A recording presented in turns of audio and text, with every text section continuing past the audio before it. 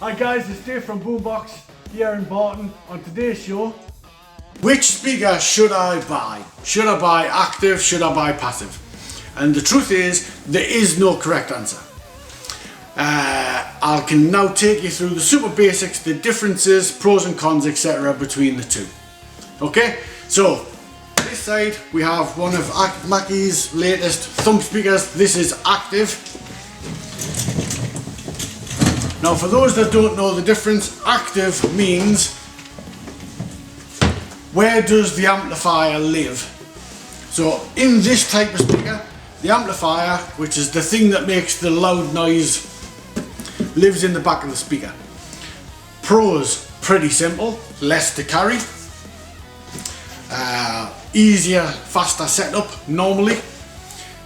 Pretty simple, one plug in or one power and one signal in. Noise, because we put power in the back, noise comes out the front, that's it.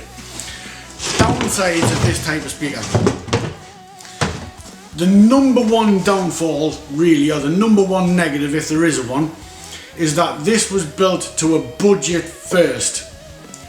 Unless you're buying very high quality speakers that are built to suit purpose first or on specification first, most manufacturers will build ranges of speakers to fit price points. So if EV have a speaker which is £400, then Mackie will have a £400 one, Behringer will have a £400 one, everybody else will have a £400 one. They'll also have one at 500 and 600 and 700 and 800, etc. So they are built to a price. You get what you pay for, that's it. There's no free lunch. When the speaker has the amplifier already built in, the drivers are already pre-chosen, as the end consumer, you don't get to make any choices. So, you can't choose the quality or the type of horn. You can't choose the quality or type of bass driver. You can't choose the quality or the type of amplification which is built in. You have to really understand how speakers work, be able to understand how to read the technical specification and understand how that is going to fit into your setup. Is it going to do the job or not? Not simply reading some of the blurb that they write on the front, 9 million gigawatts of extreme bass power, because most of these labels bad. They don't tell you anything. Wattage doesn't tell you how clear it is. It doesn't tell you the bass response. It doesn't tell you is the horn biting the top of the music off. It doesn't tell you anything.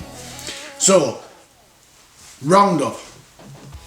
Faster, easier, more simple to use. If speed, ease of transport, ease of setup, etc. is for you, then I'd suggest go with active. Buy the best you can and take the best advice from an engineer that you know, an engineer that you trust. Come down and see us at Boombox events, Barton. We will be able to give you great solid advice on exactly which speaker will suit your needs. So that's active. Pretty simple, where you go. Next one. So this one can exit stage and we'll now move to passive. Okay, so this speaker or this setup has been used for years. It's been around since the dawn of time. Since the very first speaker was invented, it's been done in this way.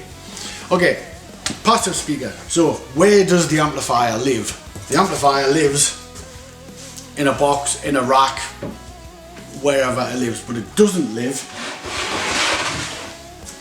inside the speaker.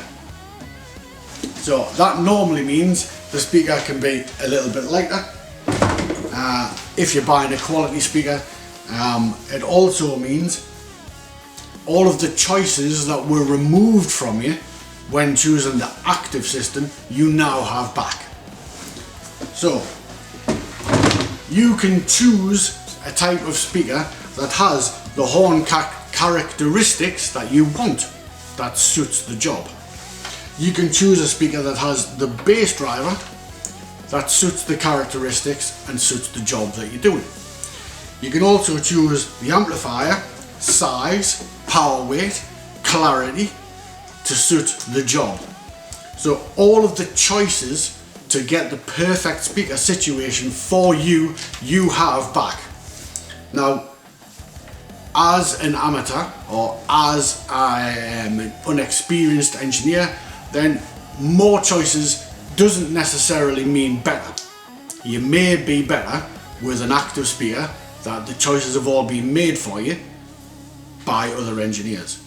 However, if you do know how to choose a good speaker, how to choose a good amplifier, how to rig it correctly, this system, passive, can often give far superior sound pressure levels, sound quality, more coverage, etc. So, positives, you can achieve far superior sound quality if you choose the boxes and the amplifier, etc. correctly. Downside, more to carry, obviously big amplifier box. If you're having subs, multiple top speakers, etc., you might need to carry 1 amp, 2 amps, 3 amps. You may need some kind of controller or crossover system, etc. So not quite as easy to set up, but I'd suggest once you've set up your amp rack, box, etc., it's just as easy. The biggest positive is the simple fact that when you have the knowledge of how to choose boxes, you can achieve a far superior sound, normally for similar money. And personally, I always choose passive systems for most of our systems, especially when working outdoors, etc. Obviously, the power racks can be undercover, and the speaker doesn't actually have any electrical connection on the back. So I hope that will help a lot of people in choosing between active and passive speakers. If I have missed anything, please put it down in the comments. If you could also please like, share and subscribe our videos, etc. It really does help. We want to be able to bring you the best videos that we can do. If there is any other videos that you'd like us to do that we haven't done already, then please put that in the comments also. And if I've made any blatant mistakes, then yeah, put that in the comments as well. We are always looking to bring the best possible advice in the simplest possible way. It's really easy for engineers to start talking in complicated language. That's not what I'm trying to do here. I'm trying to make it as simple as possible to let the vast majority of people make informed decisions. Okay, so that's Dave Evans, out. Welcome to Boombox, the one and only Boombox.